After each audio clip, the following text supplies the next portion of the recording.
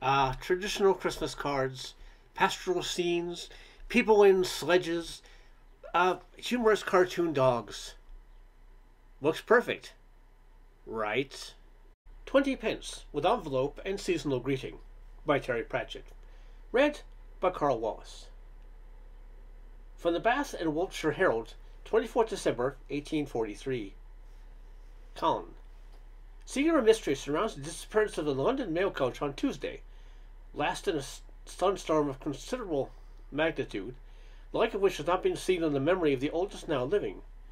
It is thought that the coachman, missing his way in the driving blizzard at Silbury, took the horses off the road, perhaps to seek the shelter of a hedge or rick, and became overwhelmed in the drifting.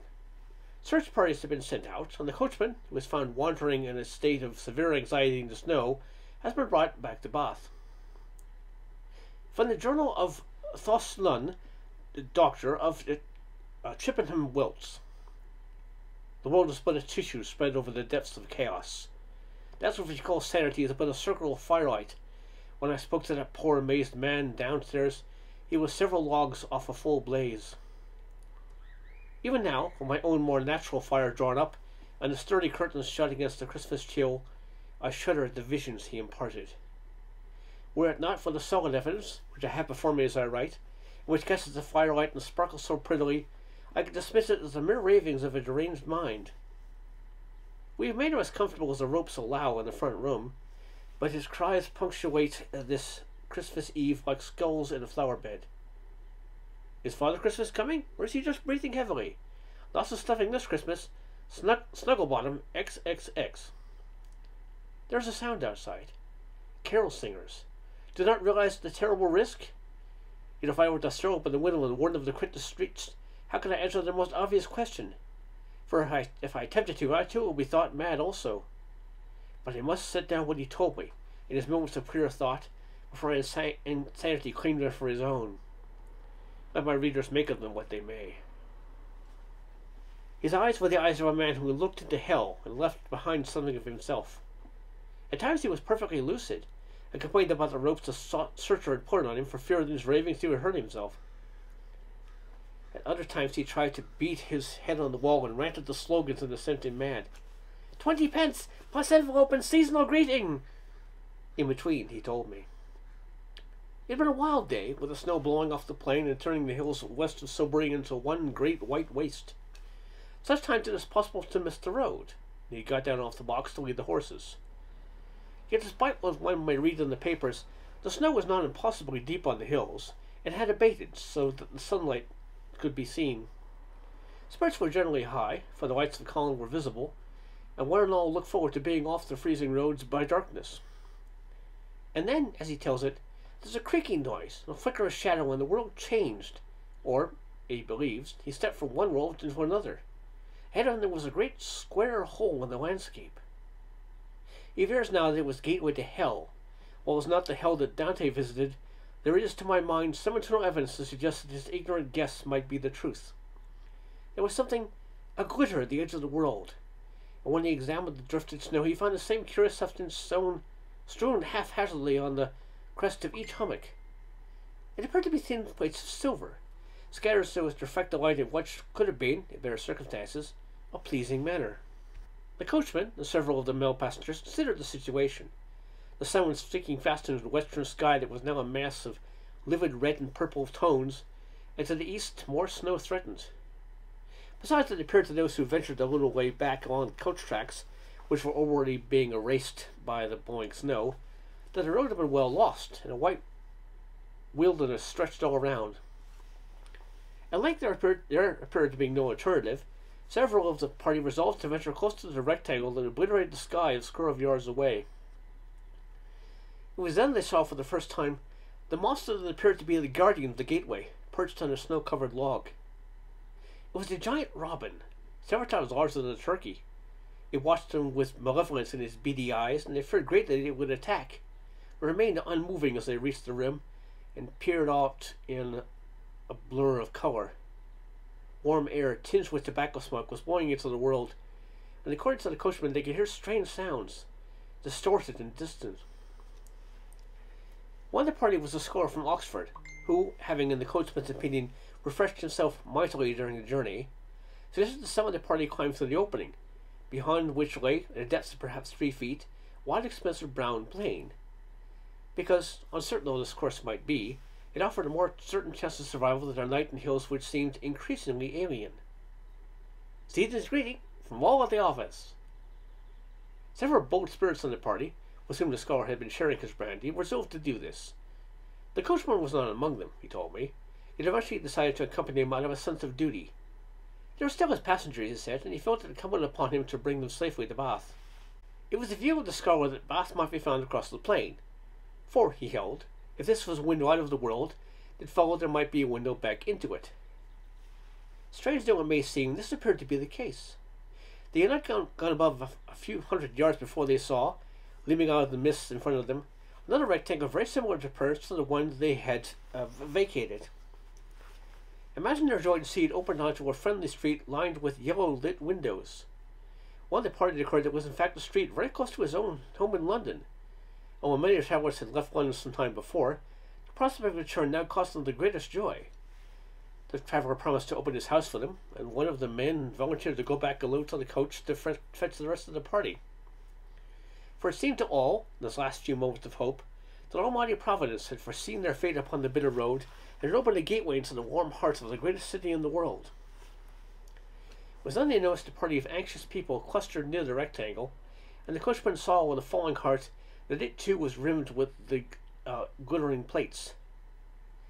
This party was comprised of both the men and women bearing lanterns. After some hesitation, one member approached the coachman.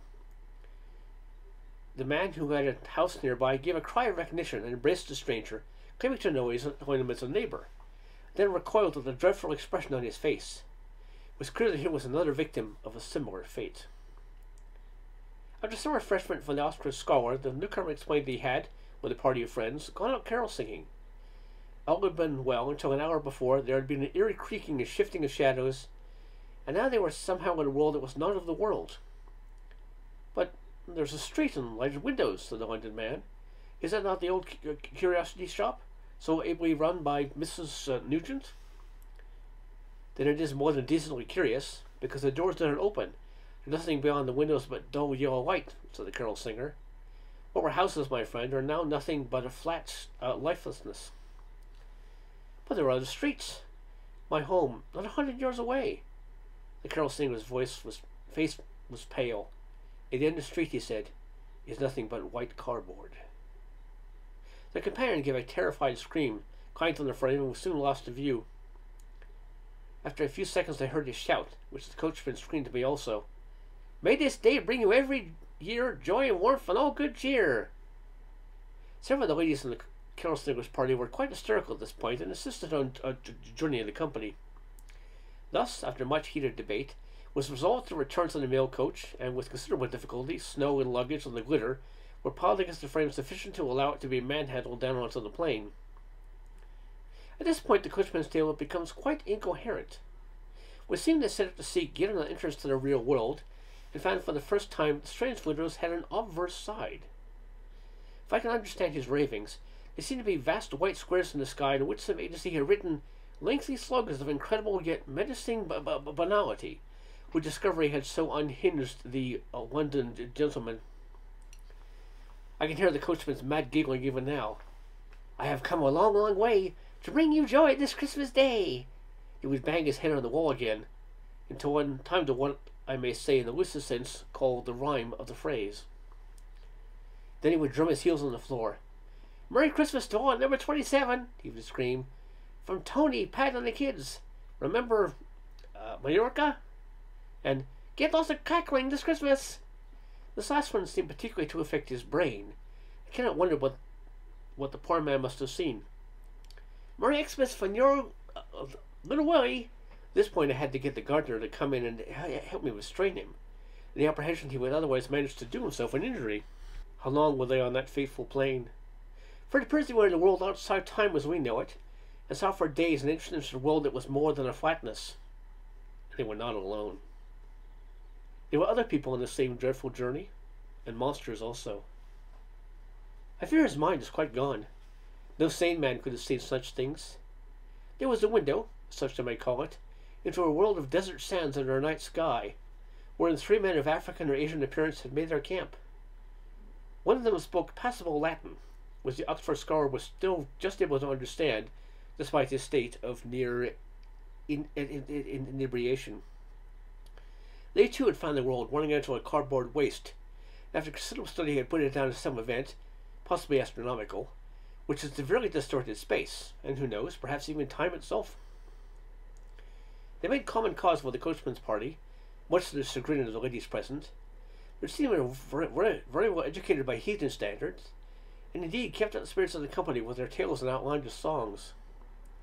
They were also men of considerable wealth, a fact of some importance when this fallen caravan of benighted travellers met a party of shepherds, orphans of their world, able to purchase several sheep, which the coachman, who had been raised on a farm, was able to slaughter and dress. The shepherds, being nomads by persuasion, had been wandering for some time from their window and told of many fearful wonders. "Happy Christmas! It's your first one! Wishing you joy and a lifetime of fun! Sweet Jesus, the dreadful beagle!" What more dare I write? He babbled of 4 giant kittens with blue bows around their necks, and a round tangle within which was a vast pie of mincemeat which they carried for their continued provisions. There was also several glasses, taller than a house, which, after considerable effort with ropes and the utilization of a giant sprig of holly, were found to contain a sweet sherry, in which the Oxford scholar unfortunately drowned. And there was the bellowing red giant, bearded and mad, sitting on a rooftop, and other things, too dreadful to recount, men who were nearly coloured shapes, an enormous black and white caricature of a dog watching him balefully from the top of its kennel, and things which even as a man of science I would blush to record. It seems that at the last he resolved to quit the company, and came back alone across the plain, believing that to die in the bitter hills of Wiltshire in midwinter was a better fate for a Christian man than life in that abominable world. No sooner had he reached it, and was crawling in streamers across the strange glittering snow, than behind him he heard once again the outraged creaking, and upon looking around saw the dreadful oblong slot disappear. Cold winds and snow immediately forced themselves upon it, but he felt it to be a benediction after the dreadful warm world of the brown plain. And thus, staggering the fresh blizzard, he was found. It is now fully dark. The carol singers have gone home, and I trust it is to their houses. And now my housekeeper departs, having brought me the strange news of the day. A blackamoor on a camel has been arrested near Avebury.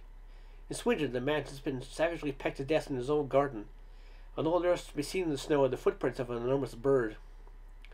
Here in Chippenham itself, a traveller has reported seeing, before it left a large hedge and ran across the fields, a cat larger than an elephant. It had a blue bow about its neck. What monsters have been leaders of the world? And on my desk I see my reflection in the shining tinselly shard that the coachman had clutched in his hands. Who had covered the snow with this to make it glitter? And what fearful reason could there be? I open the curtains and look out upon the busy street. The local coach has come up from Bath and is outside the inn, and all is bustle and Christmas cheer, a world away from the sad ravings and pleadings of the man downstairs. It is a picture of hope, a reminder of reality.